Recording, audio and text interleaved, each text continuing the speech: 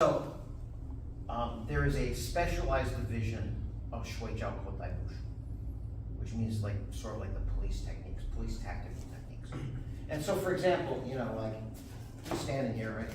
He looks like a unsavory, dangerous kind of guy, right?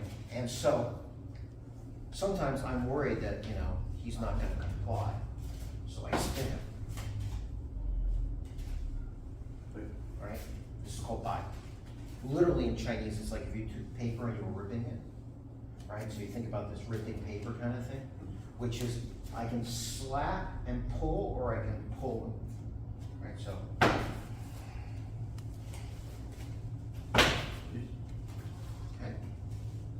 Usually I say be nice, but don't be too nice, because it's a shoulder, right? And you got a jacket on, and if you get a little blister, it's okay, we'll rub it. Will make you feel better. Right? Now, in real life also sometimes happens, remember, if I get this sleeve grip, I'm already pulling him kind of this way. So when I'm doing that, then I want to slap him. Right? If I have this grip. I figured you're okay for this one. You let me know if I hurt you, right? Right? If I hurt your feelings, we'll go in the other room and we'll talk. No feelings. Right? No feelings, right? So you can see how I spin it. All right? Now, obviously, I didn't tell you to do this, right? And don't do it now. But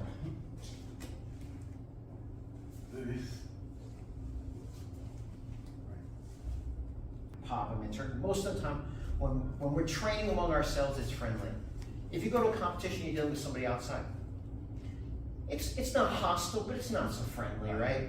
And then if it's the street, or you're a police officer, or it's the military, then we're talking about hostile. So this is not so friendly, because I am kind of smacking him, right? But I'm not breaking, and again, you have the chin, you have the nose. Do not do this today, but I want you to understand that it's there for the body. So when, again, I'm pushing and pulling, I'm pushing and pulling, and again, think about the tearing pieces of paper.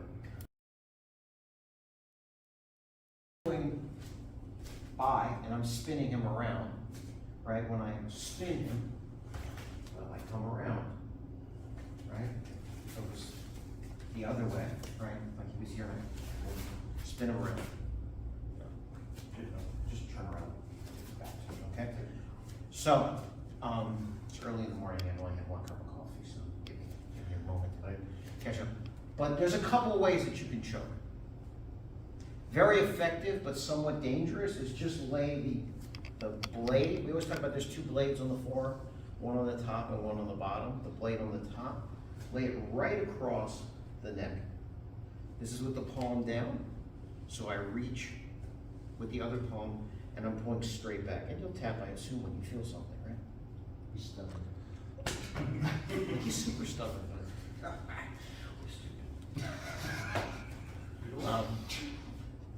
not for nothing. Some of the joint locks that we do will not work on Frank, but chokes work on everybody, and that's an important lesson. Sometimes you can get somebody and you're like, God damn it, I feel like I'm gonna break their shoulder or their elbow, and they're not gonna tap. But the good thing about a choke is either they're gonna tap or they're gonna go to sleep. All right? Or with this one, which is why it's a little dangerous, because of the way it is, you can actually do physical damage to the windpipe. So this is one I don't usually recommend. The next one is what they call, a rear naked choke, which is like a nutcracker, right? Everybody knows how a nutcracker works. You stick the nut in there. He's the nut, right? And you're using things. So what happens is here, that space in front of the elbow is where his windpipe is. So I'm not actually pressing on his windpipe. I'm pressing on the sides of his neck. Very interesting study that they did in Japan for judo to kind of justify judo as a Olympic sport and not like barbarism, is the fact that they prove that you're not really choking somebody, you're not really strangling somebody when you do this. You're putting pressure on the nerves that surround the veins and arteries on the side of the neck. And what happens is the body thinks it's not getting oxygen, so it goes to sleep. So it doesn't need more oxygen. But you're not really deprived of oxygen. You're fooling it. So here, right, I could just squeeze, but the real way to lock this in is I'm gonna grab my bicep, the top of my arm, and I'm gonna lock my other arm. It's not here, right? Because he's going to reach up here and just grab my hand, right? grab my hand now.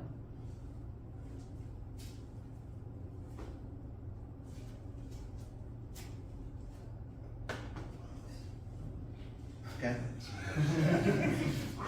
He's pretty stubborn. I want to see those sleeves. The other thing is, actually, boy, come here. Only because Frank is tall and it's easier for me to show this, right?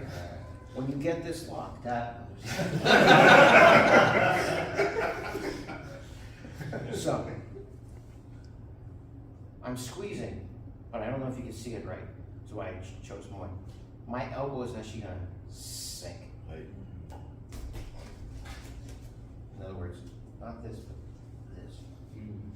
And what happens is, not only are you increasing the pressure, but you're doing that. See, it with my fingers.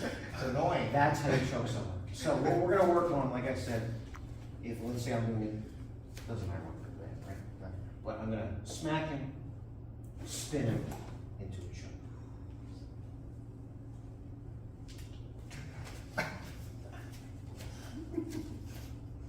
Smack him, spin him. And again, like in the street, you know, because I just want to get something, I may go for this one. Generally though, I think as for practice purpose, we should always do this one. It's safer, okay? When we're not adrenalized and we're going quiet and we're with people we trust, we can work this technique and you can feel it, right? But for now, let's work this one, okay? And notice he's not letting me put my hand behind, but I don't want to be high up here. You notice I'm going to reach really behind his head.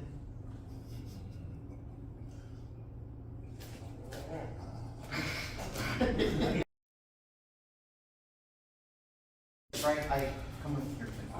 Right, I did the choke on Muay because sure, it's easier for me to do it calm and showing you. Yeah, he's short, exactly. It's easier for me to go here. I'm here. I'm here. I'm here. I'm here. I'm doing the choke. Whereas you know Frank is a little taller, so you know like I'm on the tippy toes trying to leap up to get him, right? But if you do have somebody that's taller and you still want to choke them, you know, barring having a step ladder, right? There's another thing that we can do. And if you did the seminars before, right, we talked about this thing called home, which means kind of pushing,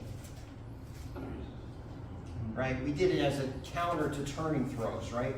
When Frank went to like hip throw me, right? Home, right, push out. So it's the same thing. If I turn him, if I turn him, right, and he's not, sometimes when you turn, he comes, he breaks structure. But if he doesn't, I'm putting my hand in his lower back and pushing until I bring him down to my level. All right, and this is called home. And it's used a lot as a counter, right? Because anytime you turn your back to me to try to throw me, I can do this. And you can see now, it's super easy to finish. So if you're dealing with somebody tall, right, tall. The other thing is something we're gonna talk about in a minute, which is ba. If you have to, home, and then you'll get your choke. Does that make sense? Yes.